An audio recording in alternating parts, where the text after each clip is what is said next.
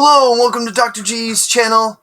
I'm coming at you with another statistics video for Excel, and I was just having some fun today, so I created this superhero high photo for the situation today, right? So Hero High. At Hero High, it was the day of the big physical fitness test. The students, a mix of DC's finest young heroes, are all seated in Professor Wildcat's classroom. The atmosphere is tense, but the heroes are ready to tackle the challenge.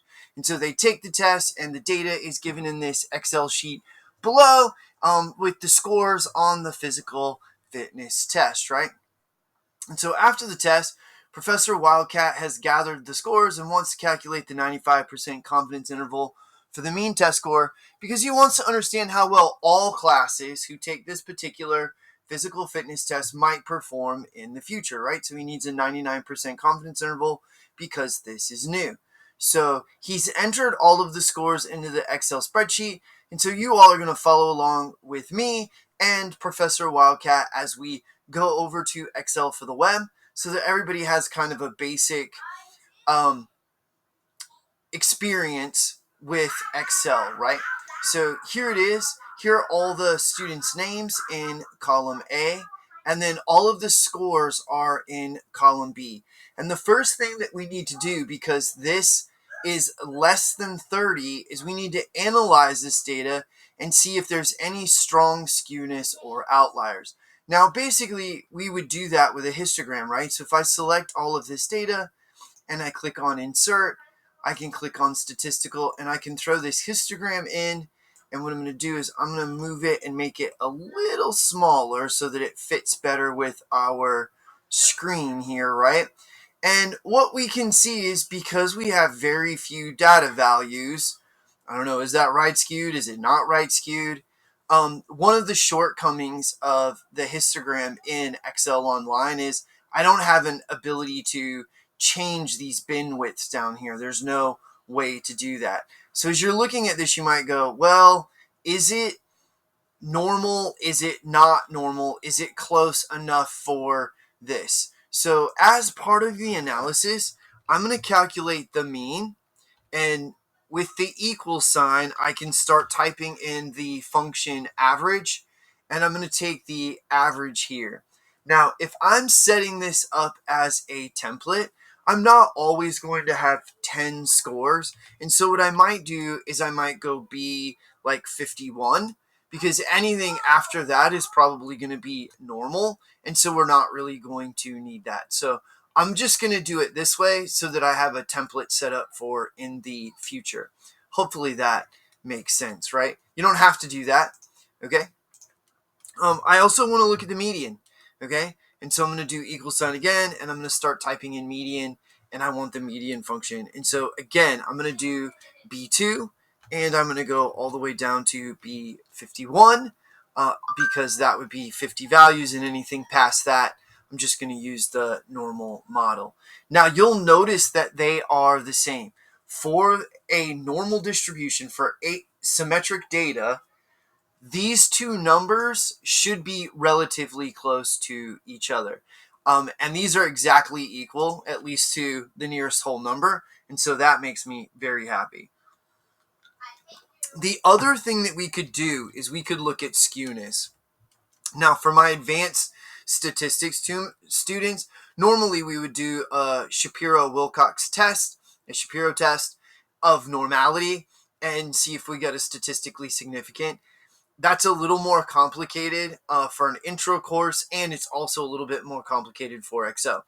But I can just go ahead and look at the skew of my distribution. And so we're going to do B2 again to B51 to get those 50 values in there. And here I've got a skewness of less than 0.5. So anytime you're between negative 0.5 and positive 0.5 for the skewness, you are okay. So with my mean and median being very close together and my skewness being less than this 0.5, that makes me happy. And I can say that this data is probably normal enough to go ahead and use the t-distribution. Okay, so now what are we going to do? I'm going to scroll over a little bit, right? And now from the analysis, now we're actually going to do the confidence interval. So here's my confidence interval that I'm going to calculate. All right, I'm going to go ahead and merge and center that. Some of this formatting stuff is just to make it look nice, to create a template that makes us pretty happy. Okay, and so here for the confidence interval, I do need a couple of things, right? Now, I do need the mean. I've already calculated that, so I'm going to use the cell reference from over here because that's going to be the easiest thing to do. Next, what I want to do is I need to calculate the standard deviation of my data. And the standard deviation is going to be for the sample because this is not all of the possible values. And again, I'm going to put in the data range so that it covers the most number of data values for any homework assignment before I start needing to go to just a normal distribution. So there's my standard deviation. The final thing that I'm going to need is my sample size. All right. Now for sample size, that's relatively easy. I just need a function that counts values. So I'm going to count, and I'm just going to count how many values there are from B2 to B51. And if I do that, then I see that I have 10 values. Now that I have that, I am ready to go ahead and calculate my interval, right? So here's my interval. And again, I'm going to go ahead and merge and center that. And I have a lower bound. And so the lower bound of the confidence interval is always going to be the mean minus the margin of error. Now, the margin of error uses your confidence level. Oh, I forgot the confidence level. My bad. So here we go. What we're going to do is we're going to enter out. I'm going to grab this. I'm going to cut, and I'm going to paste it down over here. And I need the confidence level. Here's my confidence level. All right. And from our right, we're going to have a 95% confidence level. So we're going to put 95, and I'm going to put percent, and I'm going to let Excel convert that into a decimal for me. All right, so now that we have our confidence level, now I can calculate my confidence interval. Now the confidence interval is always the mean minus the margin of error for the lower bound of the interval. Now, it's really nice. In Excel, there is an actual confidence interval, and I can do it for the normal distribution. So if I have more than 30 data points and the central limit theorem is kicked in, I can use the normal distribution. But here I have less than that. I don't know what sigma is, right? I don't know what the population standard deviation is. So I need to use the confidence interval for t. So here it is. Now, I need alpha.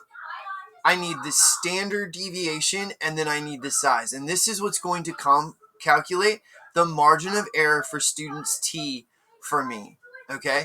And that is going to make me happy. So what is my alpha level? Well, my alpha level is actually the inverse of the 95%. So it's actually 1 minus the confidence level, okay? So it's 1 minus the confidence level. And then the standard deviation is just this standard deviation, and the sample size, of course, is the sample size right here. And it's going to calculate the degrees of freedom for me. And so that is excellent, right? So there is my level. All right, so here we go. I hit enter. Now, because this is as a percent, this is being formatted as a percent. I don't want it formatted as a percent. Let's go ahead and right click, format the cell, and let's go ahead and change it to a number, and let's go ahead and make it 2 decimal places. Now, if you're using a homework system like MyMathLab or ALEKS, it may tell you how many decimal places it wants. This would be the place that you would change it to. I'm doing this agnostically. I'm not really caring about which homework system you're in, so I'm going to leave it as 2 decimal places, right? And then, of course, I can do the upper, and the upper is going to be equal to, and again, it's the mean and then plus that margin of error, which is going to come from the confidence interval of t. And again, I'm going to do 1 minus my confidence level, right, times my standard deviation, not times my standard deviation, but give my standard deviation and then my sample size. I'm going to close that. I'm going to hit enter. Again, it's formatted as a percent. So I'm going to right click, format that as a number to 2 decimal places as well. And so now you can see I have this confidence interval right here. Now I have the 86 and the 91. I'm going to go ahead over here and let's go ahead and edit our document really quickly. And what I want to do is let's go ahead and here. So the conclusion here would be we are 95% confident, right, that the true mean, wow, my typing is terrible today. The true mean score for all physical fitness tests is between, I see that. Let's fix that. Physical fitness test is between, and then let's go ahead and look one more time. 86.27 and 91.13. So 86.27 and 96.23. So if we were to give this physical fitness test to all students that would ever go through Mr. Wildcat's class, we are 95% confident that the mean of all of those scores is going to be between those two values. If you got something out of this today, that makes me happy. Enjoy your statistical journey, and I'll see you in the next video.